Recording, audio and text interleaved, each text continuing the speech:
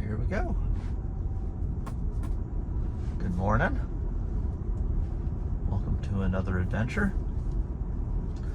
It's an adventure because the Autopilot never does the same exact thing every time.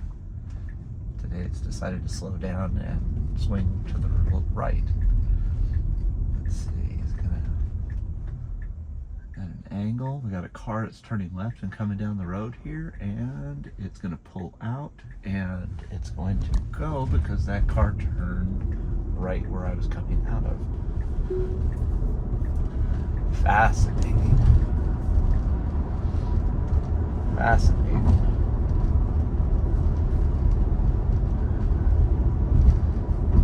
Okay. Relatively smooth.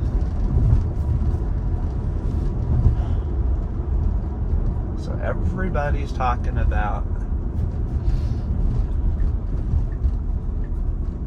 just waiting for it to get this turn done.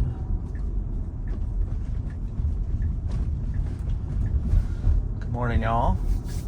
I'd like to start out by saying thank you for watching. Like and subscribe if you would please. Help me get my numbers up. And please comment below if there's anything, if you have any feedback or suggestions of things that we should talk about. Today, I listened to Out of Spec reviews. I'll put a link in the description. Talk about how the Ford GM decision to go with the North American charging standard is only the beginning, and that he thinks that the CSS standard is so flawed and so bad that basically everybody should abandon it. And I'm not saying he's right or wrong, but because I don't have a CSS electric vehicle, maybe you guys would like to chime in with your experiences with it and whether or not you agree with that. It's not my place to tell you know if it's a bad idea or not. I can just tell you that obviously YouTube sensationalizes everything that's negative because there's more views and more attention given to negative information than there is to positive information. Only in the case of cute cats and dogs do they get more attention on positive things. But it is something to consider because there's one of the points that he made in his video, again the link will be in the description, is that the cable for an EV Go and all these other charging stations, it's so big, it's so bulky, it's so complicated that it's expensive, and they're trying to build it to last a super long time, and they're not lasting a long time. They're getting damaged, they're getting cut, they're getting stolen, and and he says that the cable that's on the Tesla chargers isn't built to last that long. And I had never thought about it that much, but I guess he's right. I'm just checking over here real quick to make sure nobody's gonna plow through me in the intersection, which is something everybody should do. Never assume because you have the green light that nothing's gonna happen to you. At any rate, getting back to this, so that was fascinating that when I heard him say that so let's say that the Tesla charging cable and a Tesla charger costs $1,000, but it's going to be replaced every 1,000 charges. I don't know if there's like, let's say that there's 20 charges a day.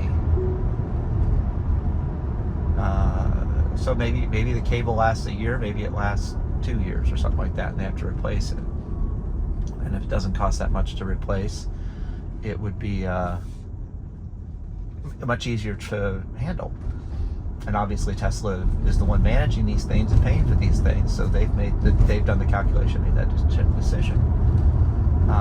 And then you look at the news reports about how the EV Go stations and some of those other ones are costing, you know, like that Tesla charger costs $10,000 and an EV Go costs $50,000. Now again, those aren't precise numbers. I don't have them to quote to you. I'll see if I can find a video that discusses that and put it in the link. Put a link for it in the description. But it is a fascinating thing that, you know, one of the ways, like we're talking about with the cost of putting in these chargers. Well, one of the things that some people don't think about mathematically is if the chargers cost less to put in and you have a budget to put in charging infrastructure, you can put more chargers in for the same price. And that was something that happened in Texas, where Tesla put their bid in for some money for chargers, and some competitors put their money in for chargers. And even though Tesla's chargers were a lot less money, the competitor got the bid. And it could be a CSS versus Tesla charger thing, but not really. I don't think that was the situation it was left in. I'll try to put a link for that in below as well. We've arrived at our destination. We're going to watch this thing do its dance around the parking lot.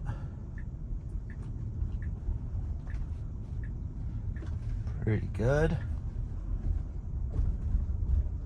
And, oh, look at this. I got a guy turning in, and it's going to stop for it. Okay, just trying to make sure there's no dangers here. It's funny because it stopped, it hit the destination point, put on the turn signal, and it stopped. So at any rate, well, thanks for watching this segment. Oh, see, now what's happening here is the cruise control is still on. I didn't hit the brakes. I found that out yesterday. All right, thanks for watching this far.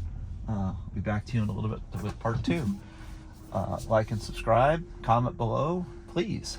I'd love to hear from you. Here we go. Maybe I might do I can't see anything on the left side. This truck is so big.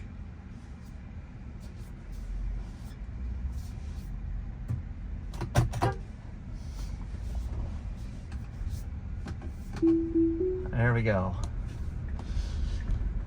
All right, so we'll let this thing nervously get out of the parking lot. There's nobody coming on the left. It should be relatively clear. There's a group of guys out here. Just powered right by them. Give a little quick tug on the wheel so it knows that I'm paying attention. Nothing on the left, nothing on the right. Ooh, I think I know what it's going to do today. It's going to do the challenging blind left turn with the center divider. Let's see what it does. Give a little tug here. Welcome to part 2. We'll get the conversation going in a minute here after we finish. Oh yeah, this is the hard one. This is very nerve-wracking. I might have a takeover here. All right, so this is interesting because up there you got two stop signs essentially. It chickened out. It's gonna, whoa. You see that? Now it's gonna make a left. Let's see. This is very nerve-wracking. There's a car coming. There's a car coming fast. I gotta take over. I had to take over. It was too nerve-wracking. All right. Yeah, there was too much going on there. There was a car coming really fast, probably higher than the speed limit, and I didn't feel comfortable with Nervous Nelly here trying to wiggle its way out through those concrete dividers. All right, we'll have to try that again sometime later. So, part 2. We were talking about the suggestion that everybody should just declare CSS dead now and go with the NACS standard, the Tesla standard. Just a quick recap on why it even matters. The cables for CSS are huge, bulky, they're heavy, they're hard to maneuver, they're a pain in the ass. There's no standard for connectivity on the car, so that when you go to charge, you spend 20 minutes trying to, I shouldn't say that. I hear that you're spending a lot of time fighting with having the right app on your phone, credit card swiping on the machines. The machines are out of service, which really has nothing to do with the standard, other than the machines are more complicated than they need to be. Therefore, there's more points of failure. So all of that gives it a 80% uptime rating for anybody that's looking at CSS, which when you're traveling is terrifying. in some cases. When you go through Shreveport, Louisiana, there's like 1 or 2 charging points in there, and if one of those is out, you may not make it to your destination without bribing somebody $20 at a coffee shop to plug into their electrical outlet, or renting a space at the RV park where they have a 220 volt there. At any rate, getting back to the point, so it's a big heavy cable, it's an expensive cable, as Out of Spec Review was saying, and so I kind of get it, you know, from my personal opinion. This is all my personal opinion. I'm not here to quote, to do a lot of analysis. This is just thoughts and opinions on it. But it does make sense that the connector's smaller, and the Tesla NACS standard is supposed to go up to a gigawatt, of 1,000 kilowatts of charging speed. And most Tesla chargers right now are 75. There are some 120s, 250s. I think there's even 350s out in the wild. So you're talking about that standard handles going up higher. And then somebody else was mentioning that the NACS standard also supports bidirectional, meaning that we should be able to do vehicle to grid through it as well. That would be very nice to have a standard for that, because as it stands right now, you have to have a special Ford charger or a special something charger. You need to have a 100 amp circuit at your house. Out of State of Charge said that he spent $10,000 reworking his electrical so that his vehicle could go to his grid, so his vehicle could power his house. And Transportation Evolved also said that she spent $10,000 getting the right electrical system in place to be able to support the vehicle charging, running the house. And she still is having trouble with it related to Bluetooth. Anyway, I'm kind of rambling on about things. Those might be for another subject after I've done a little review on that. So anyway, the idea is that we're talking about, ooh, did you see that? It like suddenly decided it should go to the left. So going back to the standard, I mean, so the suggestion is essentially that the chargers should, all the charging people, the people who want to make EVgo and everything else, they should move to the NACS standard, and basically all the vehicles should go to NACS standard. And you'd say, well, does that cut off the existing cars? I mean, does that mean that everybody who has an EV is dead? No, actually it doesn't at all, because Ford and GM have already committed that they're going to send out adapters to take a Tesla charger and plug it into a regular a CSS vehicle. They're CSS vehicles.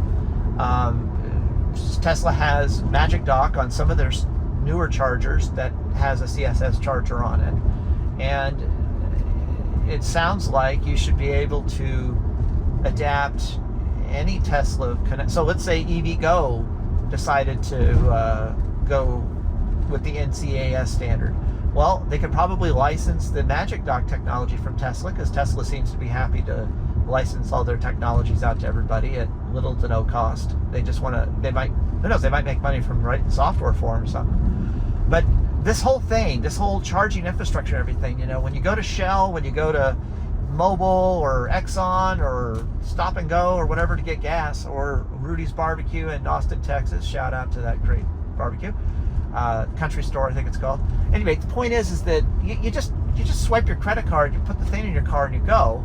Whereas EVgo and all these other companies have made it overcomplicated, where you have to sign up for their app, you have to pay a monthly fee to get a discount on the electricity that you're putting in there. Otherwise, you're paying a premium rate. And it's like the rewards cards for all the grocery stores. You can't just walk into a grocery store and get the best deal on whatever you're buying unless you're a member of that rewards program. Except in this case, they have to have your credit card information to charge you for the stuff you're buying, the electricity. And yeah, there's cars out there that have included free charging for years or something like that. But point being is that I'm very open for people to comment in this video and tell me their thoughts on this, but I don't see the downside. I agree with Out of Spec. I agree with Kyle that if all the charging manufacturers and all the car manufacturers said, we are no longer going to invest one more dime into the CSS connector, we are only going to work on the NACS connector, I don't see a downside for the existing CSS vehicles. The only and I'm talking about across the board, because if you're an EV Go station, I would assume they're going to put a longer NACS cable on there to handle the distance that they need to properly connect to every vehicle out there. But, and like I said, they could license Magic Dock too if they're going to do the NACS connector.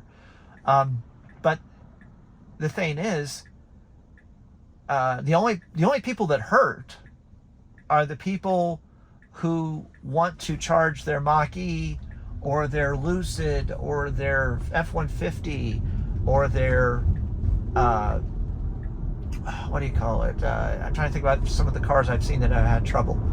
Anyway, there's a lot of cars that have had trouble because the charging port is in a weird place. It's not in that tight back corner like in a Tesla, so the cable only needed to be that long because Tesla standardized on it. That's the only downside of it, is that they will not have an easy time connecting to the Tesla chargers. They could block 3 Tesla chargers if they want and get the cable in there if they're desperate. But, you know, in a lot of cases, you're just looking for enough juice to make it to the charger that's easy to use.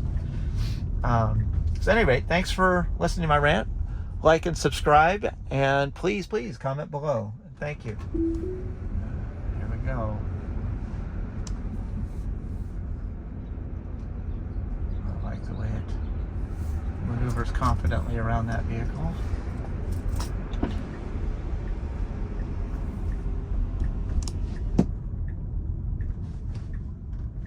That was an interesting little jerk there. Stayed to the left side this time, which is kind of nice. If it goes down, it has time. It chickened out. Oh, no. That was bad.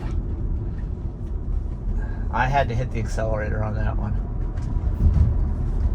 That was too close. Too bad I was in chill mode.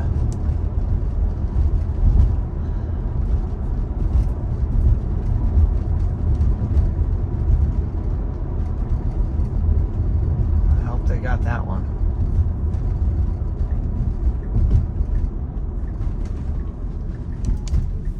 Bug report, that was not a very good blind left turn.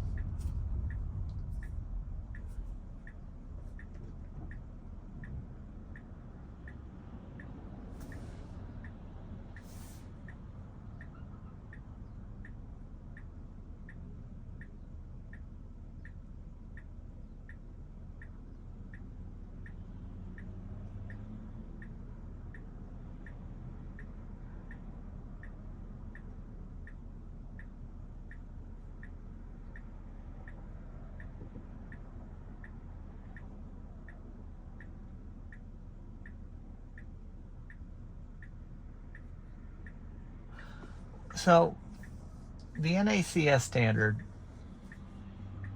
on the vehicles, you know, it's nice that they're going to do that. And, you know, how does that change? How does that change the economy of the electric cars? How does it change the desirability? I would say that I am more inclined to buy a Ford now than I was before. But I think that the charging wasn't what was holding me off from getting my F-150 pickup truck. It was that when the vehicle was announced, they said, hey, it's going to be 40 grand. And I'm like, oh, great, here's my $100 reservation. And then that was in September or November of 2021. And it wasn't until this year, 2023, that I even saw that my reservation saw the light of day, which, to be fair, I was about 126,000th in line. But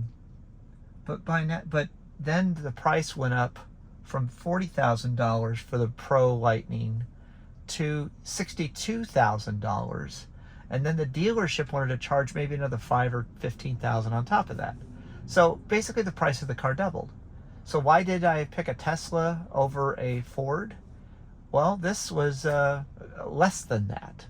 And even though it's not a pickup truck, it's an SUV, it has that more capability than the sedan does. Otherwise, I would have gotten the Model 3. But I really wanted a pickup, and they basically Ford with the shenanigans, and then to top everything off, we're losing money on every car we sell. We can't make money on the EVs. And they were not innovating the EV battery technology. They weren't going to LFP technology. Oh, see, I got to give it the accelerator here because it's not working.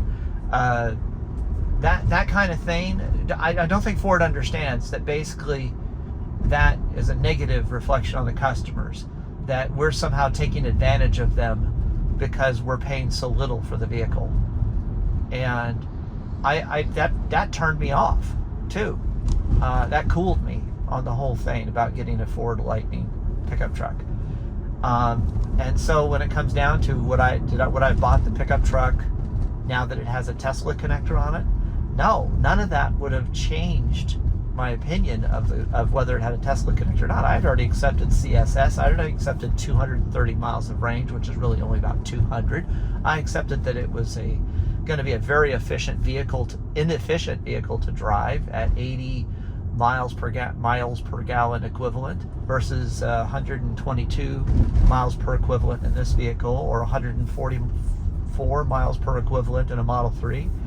I just take the sun that's destroying the roof of my house and put it into propelling my F-150 Lightning around. But so the connector, I don't think it would have pulled me back. I don't think it would have made me avoid buying a Tesla. There's so many other reasons that I bought the Tesla. But I really wanted that pickup truck. That was the main thing. I really wanted that pickup truck. But I just could not fathom spending $20,000 more than the original promise price for it. 100% more than the original promise price just to get it. And, comment below about how you feel about that statement that I made. That's fine. Let's see what you have to say. Obviously, be constructive, but still, I don't think the NACS is going to cause people to leave Teslas and buy the other manufacturers, but I think it's going to warm people up to the Volvo people. Once Volvo announces and everybody else announces, I think that's going to be that's going to push people from that didn't want a Tesla to now accelerating the purchase of their EV, which I think is exactly what Maria and the guy at Ford were hoping for. It lubricates that process. It just makes it, well, that was what I was afraid of, was there's no the charging infrastructure, there's no infrastructure. Well, boom, now you got like twice the infrastructure. We're at a right turn on red here, and there's a guy turning left. We have a green arrow now, and it punched it. Oh, light speed to indoor. Okay, it's doing a great job, by the way. So I don't know. That's a quick thought and opinion about the impact of that connector from my perspective. So like I said, I think it will help if people were hesitant about buying their favorite manufacturer's electrical vehicle because they were worried about charging infrastructure. I think it'll make it easier for them. But the problem is that 2025 is when the connector is going to be built into the vehicle. So it might cause a chilling effect that some people might say, well, I'm definitely going to get an electric vehicle in 2025, or dependent upon how easy it is for them to pull up to a Tesla charger. That back right corner thing, or that front left corner, the back left corner or the front right corner thing makes it the easiest to use a Tesla charger if that's where your charger connects, and barely any vehicles do that. So at any rate, that's about all I have to say on that. We're at our destination, and we'll see where this is going to end up now, because I got to pay a lot of attention to this. I don't even know if it knows where it's going.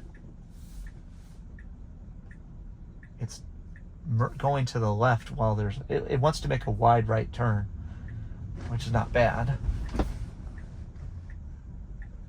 We got a situation with a guy here. This is interesting. I got people over there. I got a car coming towards me. And are we going to go? Let's go. They're out of our path. All right. Well, that ends it for this part of today's video. Like and subscribe, comment below. Thanks. I'm going to take this spot right here. I'm not going to fiddle with anything else. Have a great day. All right. Here's our return.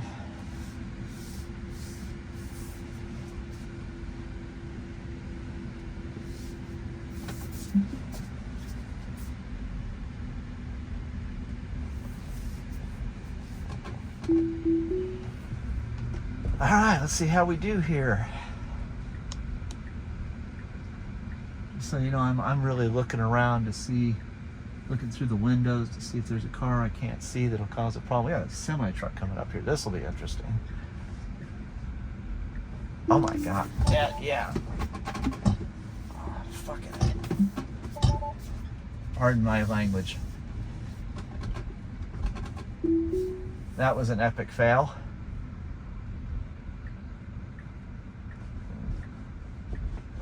Basically, I guess it saw the semi truck and went, ah! It ran the other way. Oh, it's so fun to project human traits onto technology sometimes. I'm not driving, it's driving.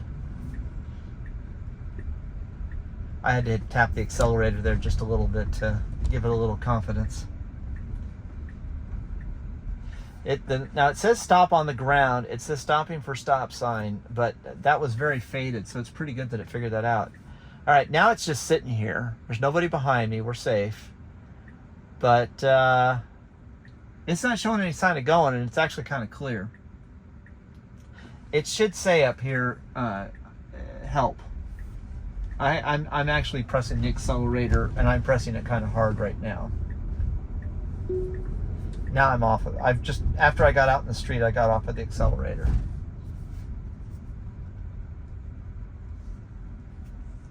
Still, I didn't have to steer. Well, that was funny.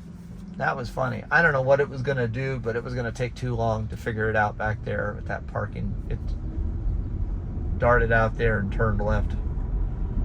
I've never seen anything like that. That's why this is an adventure every time, right? So the guy I went and saw today, he said, are you scared of this? Are you worried about it? I said, you know, it's a different kind of fear.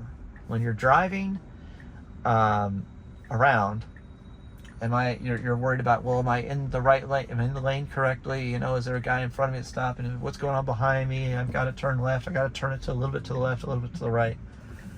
I said, it's a different kind of fear. It's like supervising a 16-year-old. That fear, essentially, where you can understand that sometimes you can just relax and everything's fine, and then other times you got details, you got to pay attention, you got to, you know, oh, we didn't make that. Interesting. Hopefully the guy behind me isn't too upset about that. So anyway, it's just a fun little thing. I've been doing this now for 2 weeks, where I've let it drive me everywhere, and I'm just used to it. And the big thing I look for when I'm driving, when I let it drive, is I say, okay, if things go slow, if there's a mess that can happen, do I have the space to clean it up? Do I have the breathing room with other cars around me that it can make a mistake and I can clean it up? Or I can sit and have enough time to let it clean itself up, pick up its own mess. To, you know, and again, I'm not talking about accidents or hitting anything. I'm just talking about when it just is indecisive. A good example back there is there was not a semi truck. It was a delivery truck that was coming from the right, and you can't see it on the cameras. Sorry, but it turned in right when my car wanted to turn right, and it suddenly made a decision it's going to go to the left instead. But it made that decision so late that it actually wouldn't turn tight enough, because for some reason full self-driving can't make a tight turn as tight as I can. So as it turned in its gentle turn, it wasn't going to clear the car in the parking spot. So I had to take over, and as you saw in the video, I'm kind of re-explaining it. But the point is that I left enough space in there that I said, okay, it's going to take that delivery truck a little while to get to me. There's nothing happening on the left side. There's nobody behind me, so I'm going to give it some rope. Nope, didn't go well. Okay, I'll take over and deal with it. And unfortunately, I didn't file a bug report on that as to what happened.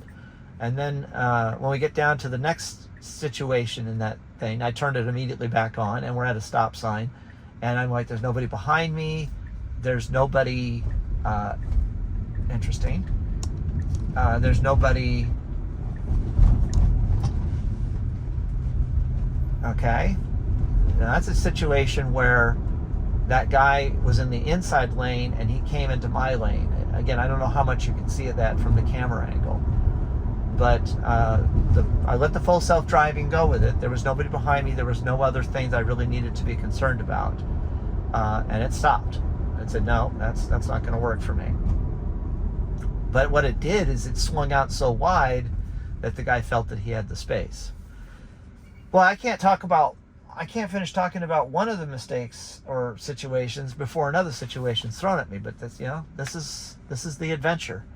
Did that scare me? No, I had enough space on the right that I could grab the wheel and I could swerve out of the way if I needed to. I don't know if the guy was trying to get into the lane and muscle me out, but the Tesla kind of moved over a little bit. We can rewind the video and look at it, and it did fine.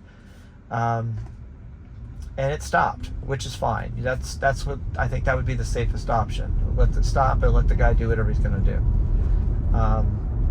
And even back at the stoplight, we probably could have made that yellow light for the left turn, but it stopped for the yellow light, and that was safer. It always seems, and that's the big difference, I think, talking about when the guy was asking me how I feel about it driving, is that I'm supervising, but I also have to take my bad driving habits out of the decisions, out of the process. And I'm not saying I'm a bad driver, I'm just saying bad decisions. So on another video I talked about, like, when you're on the freeway and I don't want that car to get over, so you accelerate so that car can't get in. Well, that's not the safe thing to do. The safe thing to do is to slow down when somebody puts on their turn signal and let them come on over, right? Treat people the way you want to be treated. That's a good motto, right? So anyway, I try to only let it go a little bit loose in situations that I feel are recoverable. So that's my stress, is trying to make sure that whatever situation I'm getting into, that I've thought it through enough that there's not going to be a negative outcome. And very rarely do I have to take over, but more so, I also have to hope that I have to leave it enough space that if it's going to take a while to do the things it's going to do, that it will not upset the people around me. That's a lot. Not everybody's going to be able to take that on, and I totally understand why. Just as a side note, we are in stop and go traffic right now, and this is an example I've always said where it just doesn't feel like anything. This is very simple what you have to deal with. Don't hit the car in front of you. Keep going. Stay in the lane. This guy leaves the lane, we pull up and close the spot down. Right now, for instance, the follow distance is about right, which means that you should be able to see the bottom of the tires over the hood of your car. Technically, if I sit forward, I can see the hood of the car, but when I'm sitting back here, I can just see the dashboard, so his tires are right above my dashboard, essentially. So I can see the bottom of his tires sitting normally. So anyway, stop and go traffic is like nothing. It's a very stressful thing when you're having to manage everything in the car and pay attention, and you're potentially trying to talk on the phone or argue with your kids or whatever. So it's a relief to not have to deal with those mundane details, which is one of the sources of most accidents. How many times have you driven by on the freeway and there's 3 cars pulled over that basically ran into each other because somebody wasn't paying attention? Oh, there's a guy that just cut somebody, that just cut in there. That was very nice of him. Just go ahead and mark that one. Oh, well, he was turning right. So maybe it was deserved. All right, this is a little bit difficult here because you got people going to the right to get into the freeway, and you got 2 lanes that are going to go straight.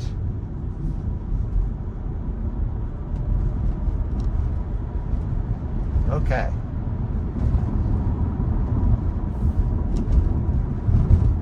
Okay.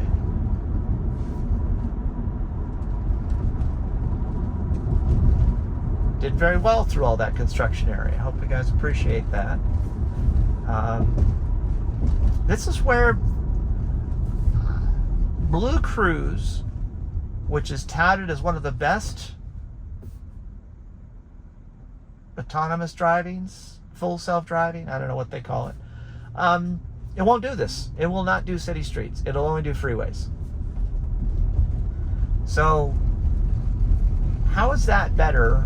And the reason why it only does freeways is because they have to be pre-mapped.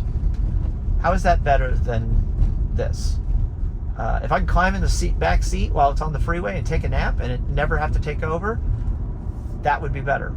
If I'm doing the exact same thing with Blue Cruise that I'm doing with the full self-driving, where I have to sit here, focus, pay attention, it's going to beep at me and scream at me and smack me around, pull over, call the police on me if I'm not paying enough attention, write me a ticket because I'm not paying enough attention. They're the same, essentially. You know, you're not gaining anything. Mercedes full self-driving has currently received authorization for hands-free driving. Now, maybe the Blue Cruise has hands-free driving, but I think you still have to be looking forward. It's got I think it has a camera in the steering wheel, or the Cadillac one does, I forget which one, but one of them has no, I'm sorry, the F-150 has the cameras on either side that are looking at your eyes to figure out if you're paying attention. So at any rate, that's the end of this segment of our video. Have a nice whatever, and talk to you again soon.